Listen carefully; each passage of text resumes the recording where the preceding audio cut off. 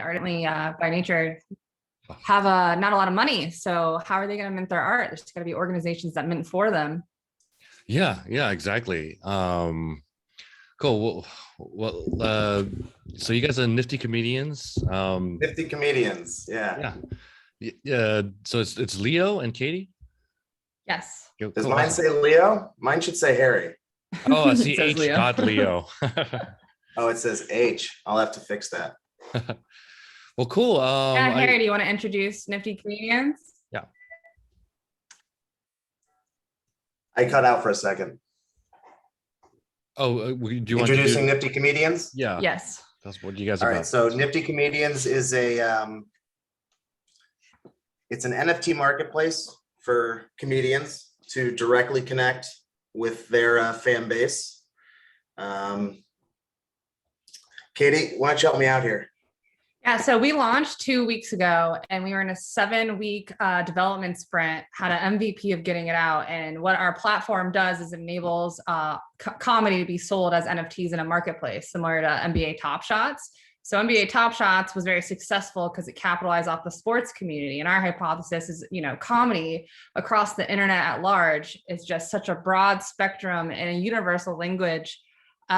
Let's make a marketplace that just sells comedy. And so our first drop is live. Was before our platform, we released 100 avatar drop with Norman Comics, and we have 100 comics called Funnies, and that is the avatar being in the community. And then we launched our platform, and amongst launching that platform, we started doing live stand-up events in the metaverse with crypto voxels. So we're hitting different mediums. We're doing audio, we're talking with teams from YouTube and TikTok right now. The Sync, they have 3.5 million followers. We were touching different streams of types of content and really looking at it. I'm the UX designer, so I'm the co-founder and marketing UX lead, and Harry's the community lead and the writer. We have a blog. We're about to launch our podcast too.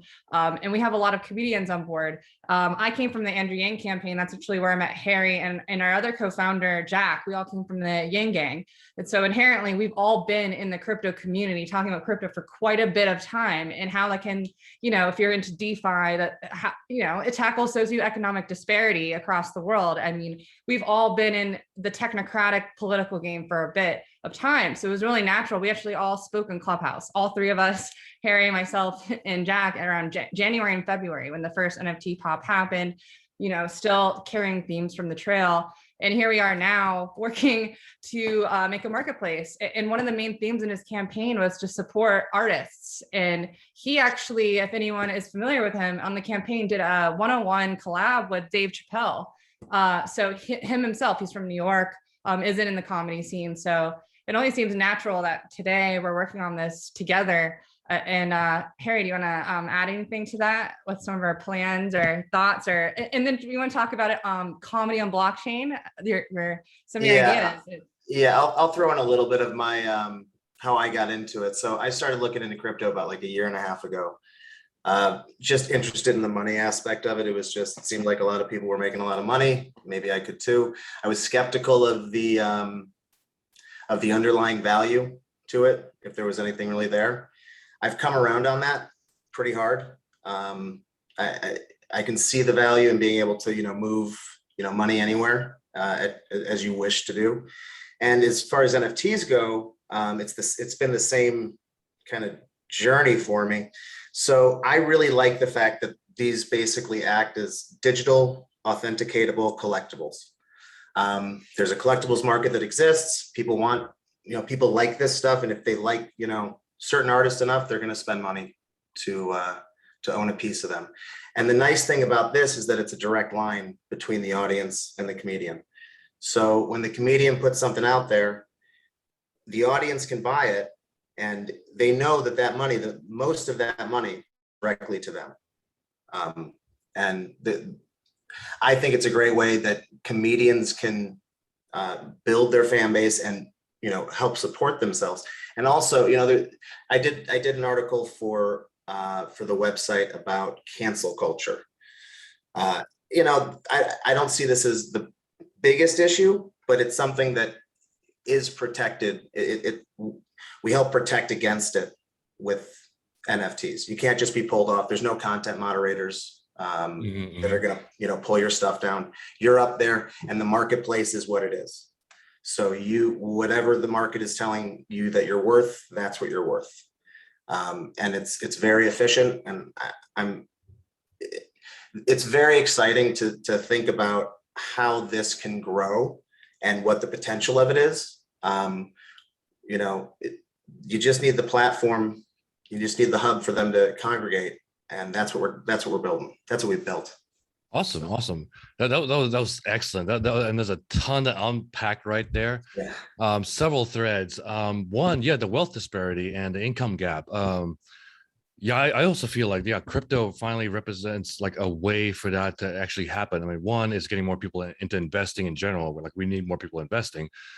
But also, yeah, with NFTs and like the sale of an NFT, like an artist can get a little cutback every single time that's been resold, you know, Royalties. and potentially with this marketplace, like that marketplace, those comedians could maybe, I mean, I don't know how the logistics are set up, but they could be earning some of the fees on that marketplace too. There's a metaverse, shows in the metaverse. Sorry, are you guys doing stuff in like VR and like Decentraland, stuff like that? We actually just met with a company who's working with Oculus right now for virtual events. And that's obviously something that's going to be more prominent after the pandemic. But they have not yet touched some of the metaverse products like Decentraland and CryptoVoxels. So it's really, really going to be interesting to see what we do technology-wise and collab-wise in the space. We're so new. And that's just one of our streams of content. For us, we're doing written jokes, we are doing illustrations, we are doing all kinds and forms of comedy. So hopefully that invites a lot of collaboration. We were recently working with the hip hop community because they're also dealing with audio. And we were working with a team named Huddle, and we're building back-end APIs that's going to push stuff to each other's app to promote drops. There's so much exciting things. They're actually going to be the social media of the NFTs, and all these projects are so willingly working together. It's such a community feel. It's up to us to figure out how to make those marketing pipelines. But everyone, if you've been in the NFT community for about 5 minutes, knows how fast it goes and knows how, you know, it's just captivating. Just like the GameStop movement in January, it's just when you touch first-time investors from a usability and accessibility standpoint, we got to make sure people are educated. People could lose money. They may not know how to invest. When you first get into crypto as a non-crypto user, you see words like fiat, the plain language and your expectations to what even matches what your current understanding of managing your own finances is just not applicable. You might have done your first bank wire transfer to get your first wallet populated with coins to even use in transaction and use it. I mean, it's a one-time transaction. If you get it wrong and you send it to the wrong wallet, you're going to lose your money. We're dealing with a lot of scary things in a population that is rather low on the educational spectrum of understanding finances to begin with, but now it's popularized the way any social media story would hit viral news every single day in our face. It's just a different time to invest. It's a different way to look at value. Harry, do you want to speak to any of that? Well, yeah, and the goal is to educate the lay people who don't, like me. You know, I'm new to this about a year and a half. So one thing that I really like about Nifty is the platform that we built is just incredibly intuitive and easy to use, especially for the comedians when they're minting their NFTs. So this is something that is, you know, I think, you know, very beneficial about it. I also wanted to talk about so we did do a metaverse show. It was CryptoVoxels. And there was actually, you know, we had maybe 75, 100 people in this digital comedy club. And we had comedian Mike Salvi, Amber Rollo.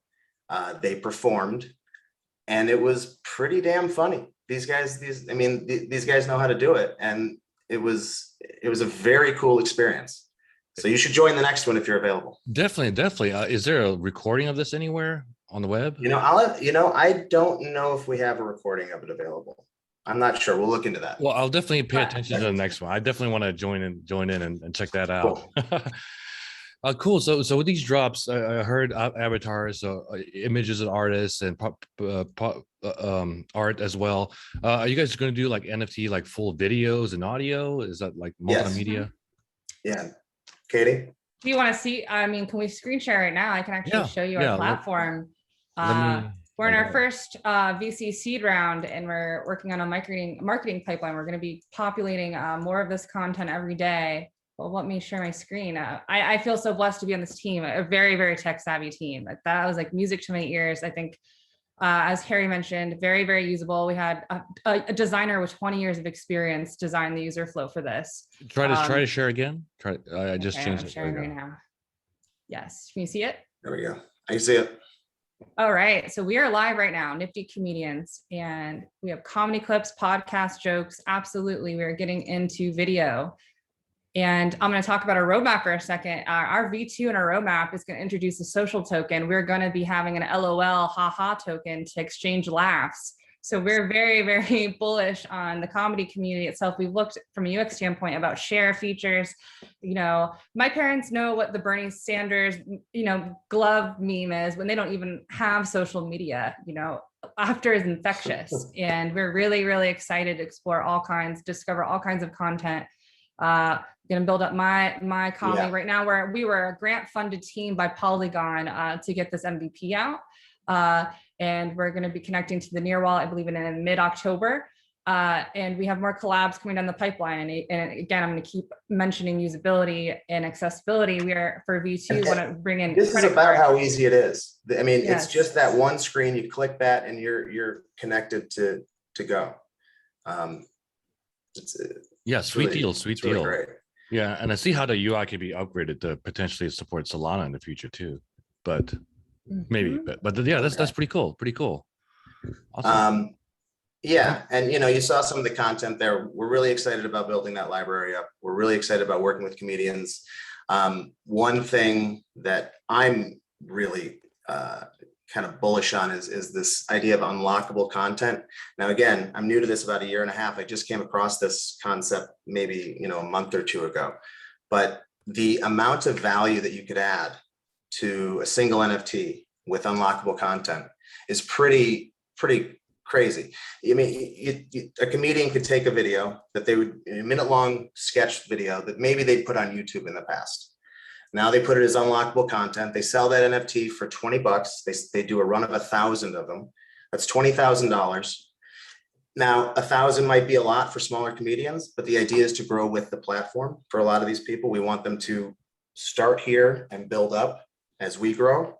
But we also want to get some bigger guys now that can, really help to launch it. So yeah, you mentioned Chappelle. What was that collaboration again?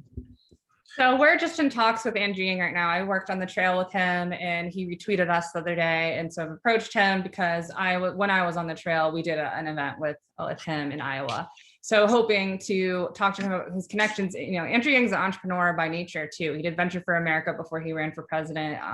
And a lot of the influencers from the campaign are now all in the crypto space. So there have been a couple of other crypto projects and leaders in the space coming from the campaign. He was going to actually introduce it as governor in New York, crypto as payment in New York City. So very, very exciting to have those ties, and then that ecosystem already tying into social media and comedy, which is what we're touching. It's really, I am excited, very bullish that it will be the perfect storm at the right time. It's just a continuation of everything we believe in, all of our work. And it's fun. Working on a comedy platform is just, how can anyone focus on their normal day job or anything else? It's just, to me, that's why I'm in it. I just have so much fun with this stuff. Harry. So we're in talks with a few comedians right now, and we, nothing that we can really comment too publicly on at this point. But we expect to be having a few bigger names joining us, and it'll be fun to see how that all plays out. Can you see the Twitter right now? I'm screen sharing it. I can see that. Joke of the day. We do Ethereum giveaways. We have invites to our Discord. We just launched our first podcast episode, interviewing our first artist, Norman Comics. I'll go to him. He's the one who did our avatar drop. Nice. This light mode you're on. Oh, my screen is actually flickering right now. That is my laptop. Well, what's the name of the podcast? Is it also Nifty Comedians? Yeah, Nifty Comedians. They just dropped their first episode last week. Yeah, so this is our first drop. Right here, releasing 10 a week. It's loading. These are our characters. So that's actually my avatar right now. I put on Twitter and Clubhouse, and it's These are been a cool. blast. They're very cool. Every single one has so many unique features, releasing some ones with rare qualities. This is the one that I own. Don't even think about it. See if you can find Harry's. Yeah, so we have 100 of these in our pipeline, and this is we timed this to launch with the launch of our platform. So this is, if you're part of the comedy community with us, a way where you can signal that you're passionate about our community. It's very inviting right in. And again, yeah, we have our Discord, our podcast, and our blog, and we're building our community right now. Our engagement with our MVP plan, it's all happening now upon our launch. We have the software to host the content, and that's what's important. And we're going to be working in so many collabs. I've been in Clubhouse rooms dealing with the nonprofit space with the $200 million St. Jude's NFT project. We've been talking with the astronaut that's going up in the Falcon, who's going to do that poem NFT looking at Earth. These people are in the communities working with us right now. If you come into the NFT community, maybe you heard about the Ape Club, or there's a way that you segued in. But once you're in, you can see the amount of work and creativity and artistry like just happening everywhere, and collabs with companies and entertainment and producers. Harry, do you want to speak to any of that you've seen? No, I think you covered it pretty well. Leon, can you give me a little bit of your background in the space? Just Sure. Yeah. I mean, I guess my official career is software developer, but I mostly trade and invest in cryptocurrencies. I'm actually making more money there than my day job. Good for you. But I've been in crypto since 2013. That's when I first learned about Bitcoin. And literally, like before that, it was just, I spent way too much money on the weekends, and like I never invested in anything, and did really dumb stuff. And learning about Bitcoin and being through like that first kind of early cycle, and seeing it go up and all the way down, and then seeing it come back again in like 2015, 2016, and then that crazy run in 2017. Like basically, I got all the financial education that I didn't get like in school or through life just from learning about Bitcoin originally, because it's like, oh wow, yeah, inflation and macro and technical. So basically, I learned the entire alphabet of like how hedge funds think, to like, hey, yeah, do your budget right, and all of that encompassed in just purely Bitcoin. And then obviously I discovered Ethereum next, and saw that the power of how, wow, it's similar to Bitcoin, but you can do all these other things on top of it, like smart contracts and this and that. And now, and it's just, obviously this is where our world's going, right? Like everything's going to be digital. I mean, just how the internet was revolutionary in that it decentralized information and kind of just spread around the globe. And now this is how things are.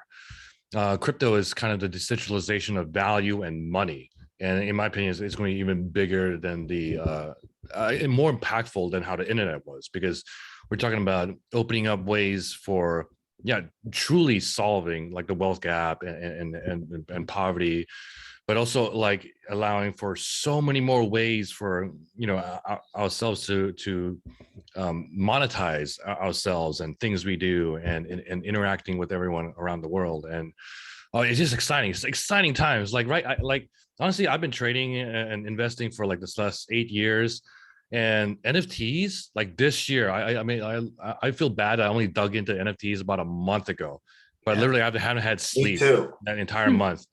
I mean, like I bought some NFTs earlier on, and just because of art I like, but I missed some trends because I was trading stocks earlier this year. But weren't we all? Oh yeah. Stock options too. But like I knew about CryptoPunks, and I'd follow them, but I should have paid paying more attention. But anyways, digging into NFTs, it was more than just like the art speculation and like there's a bragging rights thing to it too, but it's more about the communities, like you guys said. It's like when you're in there, it's like the rarity of the asset you own. It's like this unique token that you're basically in this kind of new family, so to speak. I mean, there's a video I shared on Twitter about this kid who was crying about his penguin, and how he was him and his penguin was him and me and whatever. But Yeah, there's this aspect to it, and it's really NFTs is what's bringing in like the start of the early mass adopters, right? Because what I'm seeing is it's not people coming into the space now. They're like they don't care about technicals or macro or Austrian economics, but it is like these school teachers and like college students and artists and musicians and like all these other people are coming into the space, and it's like it's exciting. It's like I feel lit up like in 2013 again. You can't underestimate the power of just owning a unique item.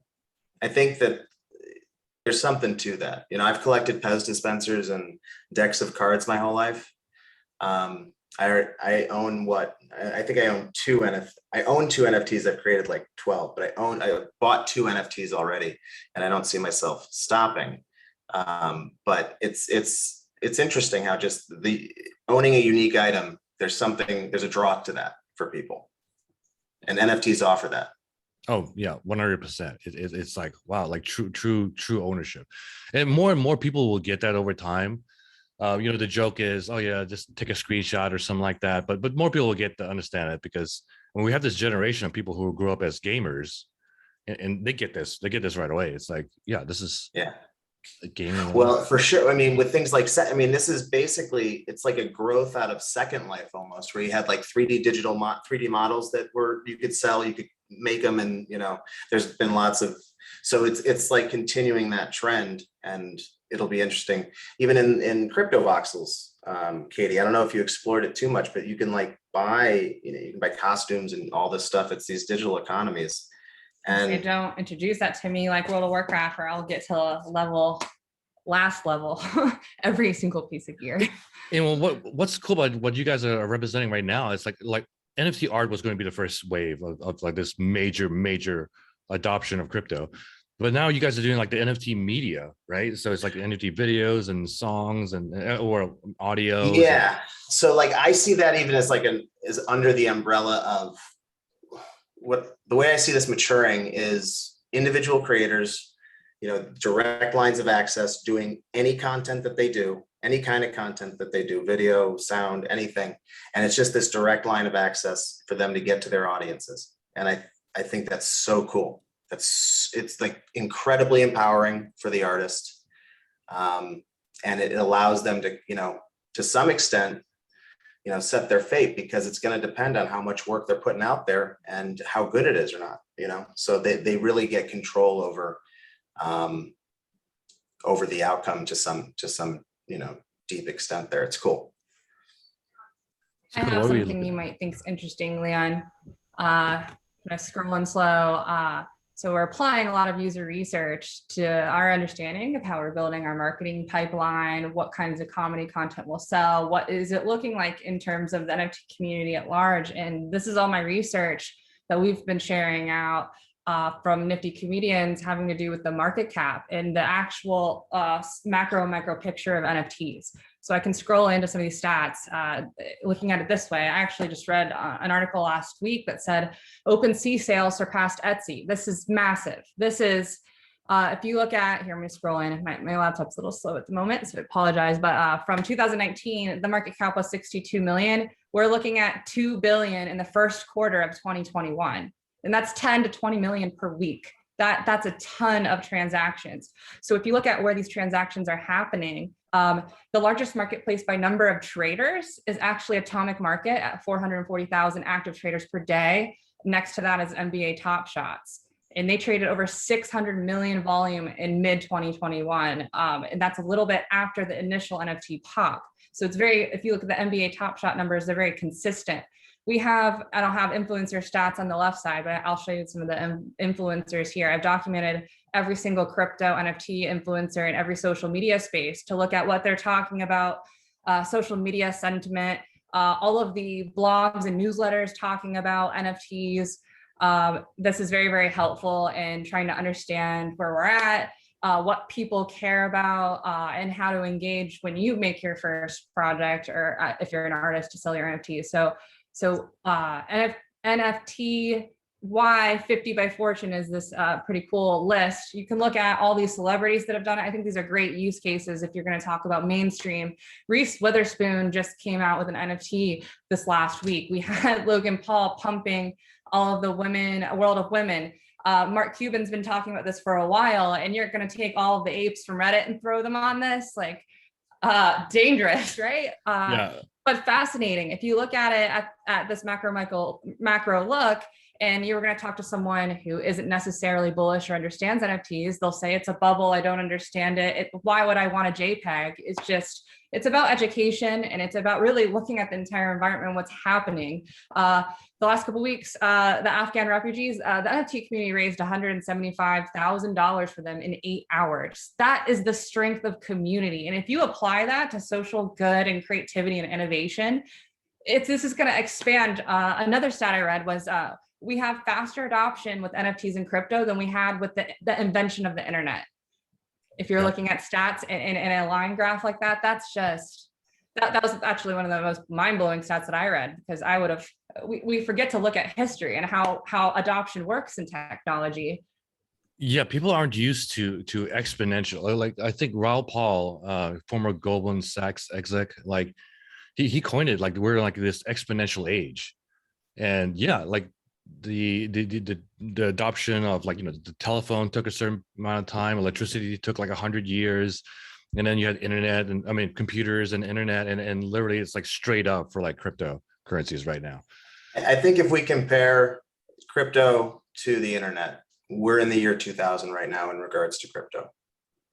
Ooh, I like that year. I keep hearing like, oh, we're mid 90s, late 90s. I'm like, come on, let's get to a little like close to Web 2. I think we're close to 2000. Nice. Yeah, and the Facebook hasn't even launched yet, guys. But that's coming.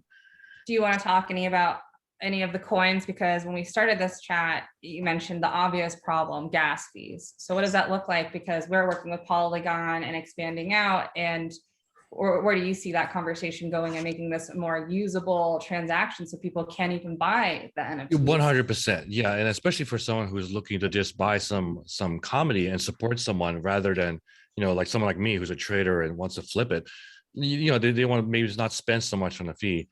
So yeah, earlier before we started, we're talking about Ethereum gas fees, and I was buying some NFTs last night for like 140, 150 bucks, but the gas fee was like 350 to 380 a piece.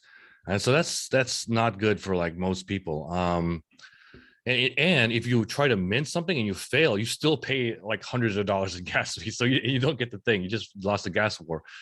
But I know Polygon is a layer 2 kind of scaling solution for Ethereum, so it helps a little bit. But I know there are some steps to Polygon and some that the user has to take. But if they want it, they'll learn. I'm mostly focusing on a lot of Solana projects at the moment, because my user experience of Solana is like 100 times better than MetaMask. It's like the fastest blockchain out there. Like it's even faster than China's centralized coin, which is crazy, like 500,000 transactions versus 750,000.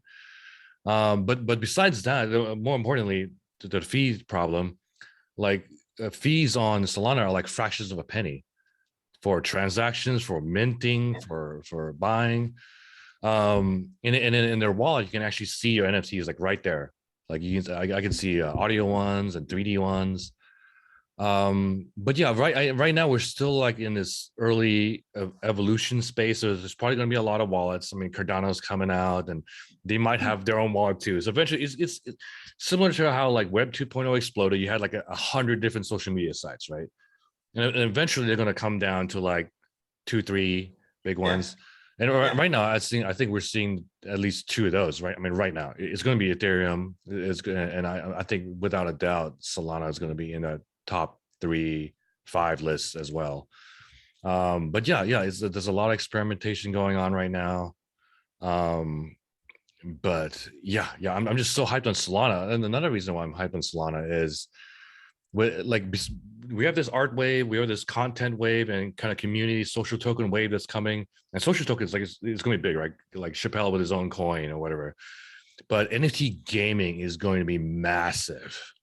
I think that starts next year. I mean, there are projects building right now and going to beta this year, but they're games on Ethereum, but they're kind of like side chains to Ethereum, but they're in the Ethereum system. And a lot of these, but with Solana, I mean, it's just so much faster. Faster so you can support the games, and then the transactions definitely. I mean, you need that for some kind of game interaction. So I've been hearing about. So there's this new concept, play to earn. So there's this game called Axie Infinity, which I think they pulled in $1 billion in revenue this year, and so it's used a lot in the Philippines because the dollar goes a little bit further there. So people are actually making a living playing this game, like killing other little monsters in the game. The barrier to entry though is a little high because now the Axies themselves. You're cutting out a little bit there. Oh, is this better? Leon, you cut out a little bit, but I'm really fascinated in this topic, Yeah. so I want to hear what you have to say. Off this mic. Is this better? For so far. Okay. Let me restart Axie Infinity, I guess. So yeah, Axie Infinity is this play to earn game that's getting really big in the Philippines because the dollar kind of goes a little further there. But yeah, they did that's their job. They just play and kill these monsters and fight each other, and they earn little tokens that they can exchange for money. But that's amazing. Yeah. So they can play this game, earn money from it. Now, where is that money actually coming from? It's coming. I believe it's coming from they have an Axie token. I'm not sure the full tokenomics, but they have an Axie token, which is the fungible coin token. Then they have these Axies, and these Axies are like the NFT character that you have to play the game. And when you first started the game, I'm sure they were pretty cheap, but right now you need 3 Axies, and right now they cost $200 in Ethereum each. So it's $600 for a new player. So there's a little barrier to entry right there, but so I'm sure it probably comes from the company. So the company makes money from selling the Axies, and then every time an Axie is sold, they get money from that. Then they're probably staking. They're probably benefiting from that staking token in some way. I don't even know if it's a staking token, but they're probably and then there's so many mechanics. Like you could use your gaming token with DeFi, and you earn yields, and then the company just pays you, right? Interesting. Yeah, so it's starting with Ethereum, but honestly, I think Solana is going to dominate the gaming space because of there's this game Aurora Project, which I did get the mint, but I did buy some of the NFTs secondary market. But so those are skins that your character can have, but also they're going to have their own staking token, and we don't know the tokenomics yet, but it's also going to be play to earn. So in that game, it's going to be there's some mechanic where you're going to earn their token, and then obviously you can exchange that token for fiat if you want to, or a different coin. And they're going to introduce a marketplace in the game too, so that's going to be pretty cool. Makes sense. Yeah, I don't know why they wouldn't. Some of my gamer friends don't get this. I'm like, you don't get these. What? You spent $2,000 on League of Legends skins. You're never getting that money back. You can't sell that skin. That was hard cash. Yeah. Yeah. It's like I know so many people that spent thousands of dollars on a free game, League of Legends, and they just bought these skins that the company owns that. It's everywhere. All the Blizzard games, Rocket League, like every single game we play, even phone games, Candy Crush. We've been using gamification and in-game buys for upgrades and to move your character forward at a faster rate for quite a bit of time. The game dynamics, the psychology dynamics are the same, but probably even stronger because of how strong the community feel is. If we've learned anything from the last 2 years, how tribal humans are, if you watch The Social Dilemma, this is something that's going to be really hard to fight from like a biology standpoint. 100%. I'm into crypto Twitter, and I definitely know like everything about like tribalism. It's like believing in a crypto is like a different religion or something like that. But yeah, it's really exciting to me because it's like you gamers, we've done that. We're used to this. We love these items and these special swords we get, right? Heck, I've even paid some Chinese miner in China to give me some WoW gold.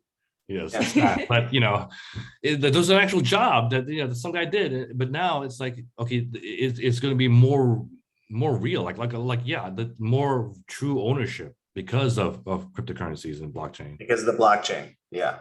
That and yeah, again, it's that authentication ability. The fact you can authenticate a thing. Yeah, that's pretty wild. So interesting. So what other ways are they planning to integrate these with games? Like, is it just like you're playing? What do you know about it? Yeah. So I know with them, it's like these NFTs I'm buying right now. It could be the skin for my character in the game. Okay. And I believe for other games, it could be actual ships and stuff like that, and then eventually it'll be like items in the game. I'm super curious to see how that all works out. That'll be really cool. Yeah. There's a lot of projects that are kind of like they've announced, but there's not that many details because that literally they just started like this year. We probably might see some betas end of this year, but definitely next year we'll see some betas, and it'll be very cool because there's some big MMOs coming out that will support this. So and the play to earn concept is just so excites me a lot. Well, that's powerful. I mean, if you can get somebody to if you can pay somebody to play a game and they can actually, make a living off of that, I don't know. I mean, that's a pretty good, I'd take that job if I liked the game enough. Yeah. Why not? How do we go about educating the public? Have any of you ever tried in the streets or to your parents to tell them what an NFT is? And you hear crickets back. It can be painful out there. Yeah. I was once one of the pain givers. I feel with my close circle of friends that they're not getting. Some of them are getting it, but a lot are like don't get it yet, and they think it's speculative. Which I mean, every asset is speculative to a degree. But at least my mom, I mean, she bought Bitcoin when I told her to, so I'm happy she did. So I'll probably explain NFTs to her this weekend. So yeah, awesome. Well, cool guys. I'm really excited about your project. Oh shoot, can you hear me? So niftycomedians.io. Go follow us on Twitter. Check us out at the website. Sign up. We got lots of great stuff coming. We're really excited. Awesome. Thanks, guys. Thank you.